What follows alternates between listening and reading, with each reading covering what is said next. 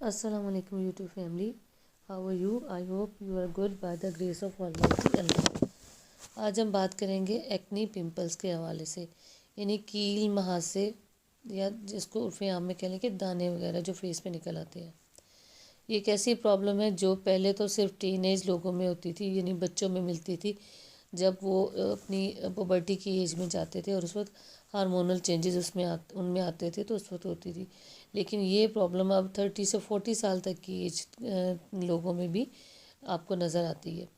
अगर देखा जाए तो ये एक बीमारी नहीं है, बल्कि ये एक, अगर टीनेज लोगों की बात की जाए तो उनमें चूँकि उनका ग्रोथ हार्मोन जो है वो उस वक्त एक्टिव हो रहा होता है और वो बहुत ज़्यादा जो है वो नेचुरली जो है वो एक्टिव होता है, जिसकी वजह से बॉडी में हार्मोन्स का लेवल जो है वो कह लें कि बहुत ज़्यादा इम्बैलेंस होने के चांसेस बढ़ जाते हैं। तो अगर किसी वजह से जो है आपका ग्रोथ हार्मोन जो है वो अपनी सीक्रेशन सही तरीके से खारिज ना कर रहा हो, जिसमें टेस्टोस्टेरोन भी शामिल, जो मेल फीमेल दोनों में होता है, अगर इसका लेवल इम्बैलेंस हो जाए तो ऐसी सूरत में जो है आपकी स्किन में मौजूद जो स्पेशियस ग्लैंड्स हैं, ये एक ग्लैंड है जो कि आपकी स्किन के अंदर मौजूद होता है, लेकिन इसकी ओपनिंग जो होती है स्किन से बाहर होती है।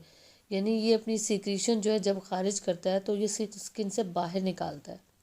अगर किसी रीज़न की वजह से उसमें जो है पोल्यूशन भी हो सकता है, आपके जर्म्स जो है जो हाथों से ट्रांसफ़र हो सकते हैं वो भी हो सकता है, या हेयर फॉलिकल के जो है इन्फेक्शन हो सकती है उसकी वजह से।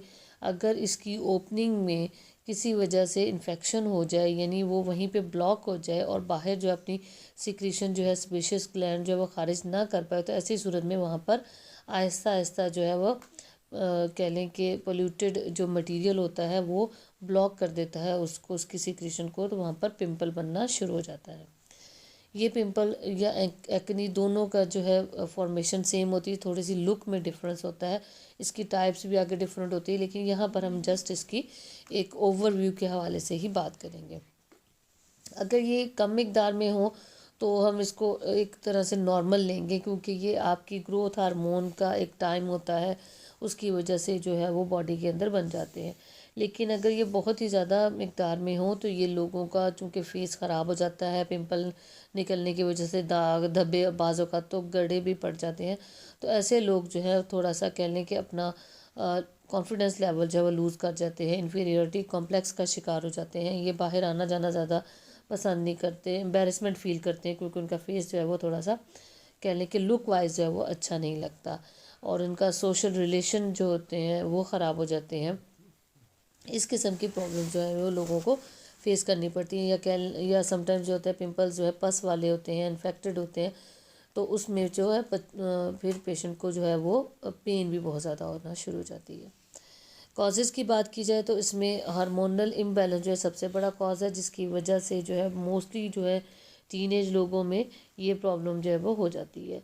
दूसरी चीज़, ऑयली फूड जो होते हैं या मिर्च मसाले वाली ग़िज़ा अगर कोई खा रहा है तो उसमें जो है पिंपल बनने के चांसेस जो है काफ़ी हद तक बढ़ जाते हैं। या फीमेल जो है अगर कोई ऑयल बेस मेकअप यूज़ करी है या लो क्वालिटी का मेकअप यूज़ कर लिया है जिसमें केमिकल इस किस्म के हार्श हैं, तो उसकी वजह से भी जो है सेबेशियस ग्लैंड के अंदर जो इन्फेक्शन हो सकती है। और अगर आपके पिंपल एक दफ़ा निकल आ रहा है, आपने उसको जो है स्क्वीज़ कर लिया है, छेड़ लिया है, और उसका जो है आगे से आगे इन्फेक्शन जो है वो फैल जाए, तो उससे आपकी ये जो कंप्लेन होती है ये क्रॉनिक भी हो सकती है। अगर किसी फीमेल को जो है मेंस्ट्रुअल डिस्टर्बेंस हो गई है, या पीसीओएस का इशू हो गया है, या कह लें कि यूट्राइन इश्यूज अगर हो गए हैं, उसकी वजह से भी जो फेस पे पिंपल आना शुरू हो जाते हैं। मेल में जो है टेस्टोस्टेरोन हार्मोन जो है उसकी इम्बैलेंस होने की वजह से जो बॉयज़ होते हैं जो जब अपनी एडल्ट एज में जाते हैं, पुबर्टी की एज में जाते हैं, तो उनके अंदर ये इश्यूज़ होना शुरू हो जाते हैं।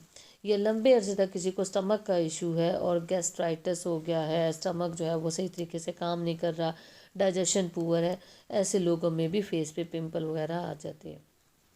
अब बात करते हैं कुछ प्रिकॉशनरी मेजर्स की, जो कि अगर कोई ले तो उससे बहुत हद तक जो है वो पिंपल्स वगैरह से बचा जा सकता है। इसमें मेन चीज़ जो है वो है कि आपने सफाई का ख्याल करना है, प्योरीफिकेशन का ख्याल करना है। एक्सटर्नल तो ये हो गया कि आपने फेस को दिन में 3 से 4 बार जो है वो साफ़ पानी से अच्छे तरीके से क्लीन करना है। और इंटरनल ये कि आपने ऐसी जो है कुछ फूड लेने हैं, जैसे ग्रीन लीफी फूड हो गया, یا بہت زیادہ واٹر کا انٹیک بڑھا دیں، اس سے جو آپ کا بلڈ پیوریفائی ہوگا، اس کے اندر جو جتنا ویسٹیج ہے باڈی سے باہر جائے، جس کی وجہ سے جائے گا، جس کی وجہ سے آپ کی جو فیس ہے اس کے اوپر جو گلو آئے گا اور پمپلز وغیرہ بھی بننا کم ہو جائیں گے۔ نیکسٹ ہے کہ اگر آپ بہت زیادہ آئلی فوڈ کھا رہے ہیں تو اس کو اوائڈ کیا جائے۔ اگر کسی کے جو ہے پی سی اوز، یوٹرائن وغیرہ کا ایشو ہے تو اس کو پہلے ریزالو کریں، کیونکہ اس کی وجہ سے بھی جو ہے پمپلز وغیرہ بہت زیادہ فیس پہ بن سکتے ہیں۔ اور کچھ بچیاں جو ہیں وہ فیس واش وغیرہ یا کچھ کریمز ایسی کچھ یوز کرتی ہیں، کہہ لیں کہ فیئرنس کے لیے یوز کر لی، اس سے ایک تو یہ کہ اسکن پتلی ہو جائے گی، دوسری یہ کہ انفیکشن اگر ہو گئی تو اس کی وجہ سے بھی جو ہے وہ فیس کے اوپر پمپلز وغیرہ بن سکتے ہیں۔ بہتر یہ ہے کہ آپ فیس واش نہ یوز کریں، اس کی جگہ جو ہے آپ بیسن وغیرہ کا استعمال کریں، وہ زیادہ بیٹر رہے گا، یا ملتانی مٹی کا استعمال کر لیں۔ اب بات کرتے ہیں بہت ہی امپورٹنٹ میڈیسنز کی، جو کہ بہت ہی اچھے رزلٹس دیتے ہیں اگر آپ نے سیلف میڈیکیشن نہیں کی اور اچھے ایک کہہ لیں کہ ہومیو فزیشین سے آپ نے کنسلٹ کر کے میڈیسن لی ہے تو بہت ہی اچھے رزلٹس آپ کو ملیں گے۔